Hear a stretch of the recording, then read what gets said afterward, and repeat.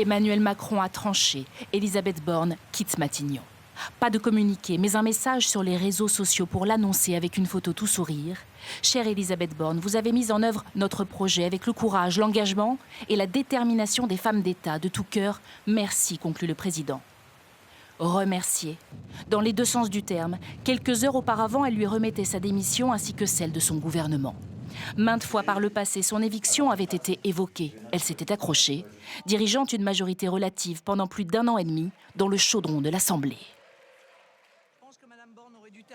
Madame la Première ministre, sentez-vous cette odeur de fin de règne? Une Première ministre affaiblie par le parcours chaotique de la loi immigration. En conséquence, le projet de loi est rejeté. Rejeté puis adopté fin décembre, après un bras de fer avec LR, mais le texte durci, heurte sa propre majorité.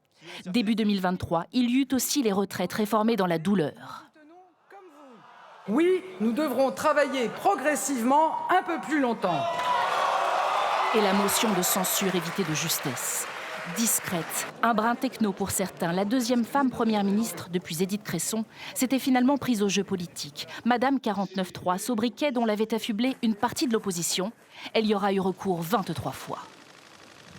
Sur le fondement de l'article 49, alinéa 3 de la Constitution, j'engage la responsabilité de mon gouvernement. Les relations avec le président sont toujours restées froides. Elle lui avait cependant suggéré de, je cite, « l'essorer jusqu'au bout ». Les vœux présidentiels du 31 décembre dernier avaient des airs de revoir. Les membres de son gouvernement lui rendent hommage ce soir, de Clément Beaune à Aurélien Rousseau. L'opposition, elle, ne la regrettera pas.